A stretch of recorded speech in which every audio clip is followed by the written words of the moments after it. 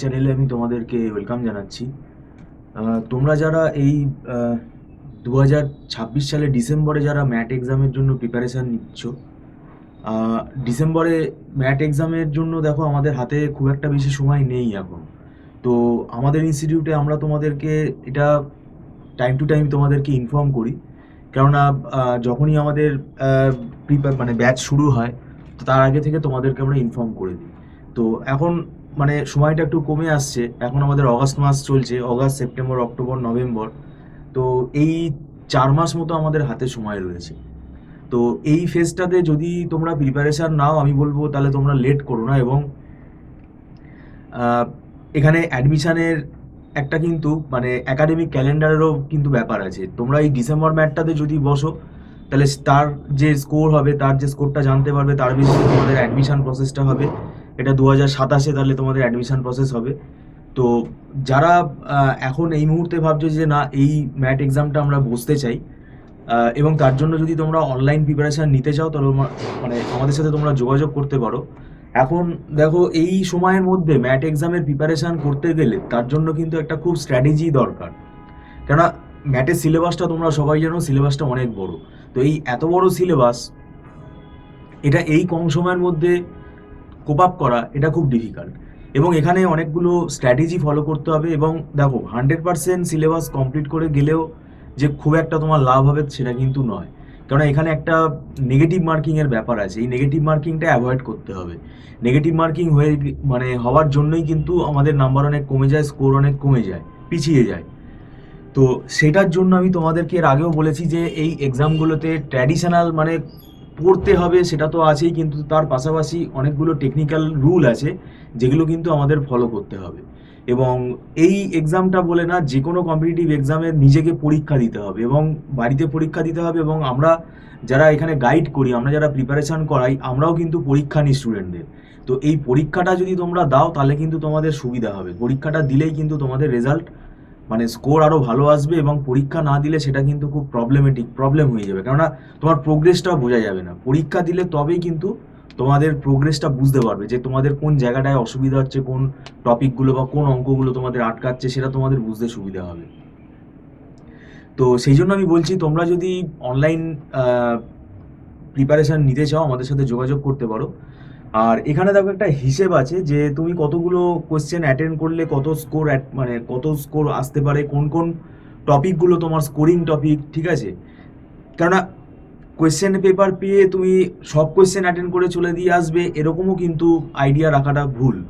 তো এখানে খুবই মানে একটা হিসেব করে অ্যাটেন্ড করতে হবে। এবং এখানে অ্যাকিউরেসির ব্যাপারটা আছে, আন্দাজে বেশি অ্যান্সার করা যাবে না। তো এইগুলোই কিন্তু পরীক্ষা দিতে দিতে তৈরি হয়, পরীক্ষা দেওয়ার মধ্যে দিয়ে এগুলো কিন্তু যাচাই করা যায়। আমাদের রেগুলার বেসিসে আমরা ক্লাস টেস্ট নেই, এটা অনলাইনেই নেই। তো সেটা থেকে আমরা কিন্তু বুঝতে পারি যে কোন টপিকগুলো স্টুডেন্টদের পড়তে অসুবিধা হচ্ছে, বুঝতে অসুবিধা হচ্ছে। আর একটা জিনিস এখানে তোমাদেরকে আমি বলে রাখি, এখানে কিন্তু অনেক শর্টকাট টেকনিক শিখতে হবে। বিভিন্ন চ্যাপ্টারের বিভিন্ন নিউমেরিক্যাল যে প্রবলেমগুলো আছে, তার শর্টকাট টেকনিক শিখতে হবে। এবং সেগুলো শিখতে হবে তার কারণটাই হলো যে তোমার টাইমটা অনেক কম থাকবে, এখানে কম সময়ের মধ্যে অনেকগুলো কোয়েশ্চেন কিন্তু অ্যাটেন্ড করতে হবে। তো সেটার জন্য তোমাদের আগে থেকে এক একটা নিউমেরিক্যাল তার শর্টকাট যে মেথডগুলো, সেগুলো যদি জানা থাকে, তাহলে সেটা তোমরা অ্যাটেন্ড করতে পারবে এবং সেগুলো কুইকলি তোমরা অ্যান্সার করতে পারবে। এবং এই শর্টকাট টেকনিক, এটা মানে প্রবলেমের ওপর ডিপেন্ড করছে, ভ্যারাইটিস প্রবলেম আছে, নিউমেরাস প্রবলেম আছে। তো এগুলো কিন্তু ওই স্টাডি মেটেরিয়াল ফলো করে হবে না। মানে আমাদের ইনস্টিটিউটে কিন্তু কোনো স্টাডি মেটেরিয়াল দেওয়া হয় না, এটা আমরা আগেও বলেছি। প্রিন্টেড কতগুলো আমি স্টাডি মেটেরিয়াল তোমাকে দিয়ে দিলে সেটা লিমিটেড হয়ে যাচ্ছে, কারণ এখানে কোনো লিমিট নেই।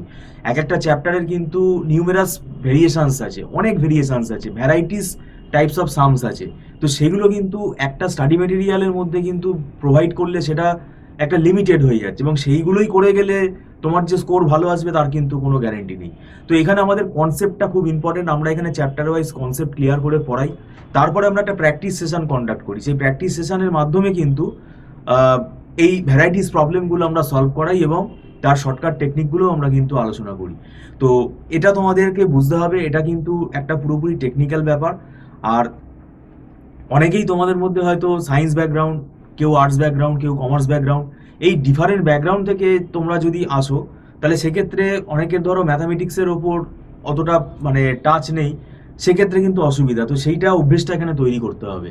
তো এখানে অনেক ইনার কনসেপ্ট আছে যেগুলো আগে থেকে না জানলে, শুধু কতগুলো স্টাডি মেটেরিয়াল, কতগুলো প্রবলেম তুমি সলভ করে চলে গেলে, তাহলে কিন্তু এখানে এই প্রিপারেশনটা খুব একটা বেটার হবে না। তো এটার জন্য কিন্তু খুব স্ট্র্যাটেজি আছে, সেটাই আমরা কিছুটা তোমাদের সাথে আলোচনা করলাম। একটা ফ্লেক্সিবিলিটি তোমাদের আছে, যেটা হলো আমাদের এখানে কিন্তু কোনো লামসাম টাকা চার্জ করা হয় না, একদম মান্থলি ফিস সিস্টেমের বেসিসেই আমাদের এখানে পড়ানো হয়। আর যেটা বললাম যে অনলাইনে এখানে তোমরা ক্লাসটা তোমাদের ফ্লেক্সিবল টাইম মতো তোমরা করতে পারবে, এবং যারা দূরে থাকো তাদের এটা সুবিধা হবে। আর রেগুলার বেসিসে এখানে ক্লাস টেস্ট তো আমরা নেই, পরবর্তীকালে মক টেস্টও আমাদের এখানে নেওয়া হয়, এবং বিভিন্ন মানে আমরা তোমাদের স্টাডি নোটও প্রোভাইড করব, বিভিন্ন নোটস প্রোভাইড করব, যেগুলো কিভাবে সলভ করা হচ্ছে, ফর্মুলা এইগুলো তো থাকে, এগুলো কোনো ব্যাপার না। কিন্তু এই প্রিন্টেড কতগুলো সলিউশন মেটেরিয়াল তোমাকে প্রিন্ট করে দিয়ে দেওয়া হলো, ওইটা কিন্তু আমাদের এখানে ফলো করা হয় না, এবং সেটা কিন্তু কোনো কাজেও আসবে না। তো যাই হোক, তোমরা যদি এই সময়টাকে ইউটিলাইজ করতে চাও, নিজেরা পড়ো। আর যদি অনলাইন টিউশনে আগ্রহী থাকো, তাহলে তোমরা ম্যাট 2026 ডিসেম্বরে যে ম্যাট এক্সামটা হবে, তার জন্য যদি তোমরা অনলাইন টিউশনে আগ্রহী থাকো, তাহলে তোমরা আমাদের সাথে যোগাযোগ করতে পারো। ভিডিওটা সম্পূর্ণ দেখার জন্য তোমাদেরকে আমি ধন্যবাদ জানাচ্ছি। Thank you so much.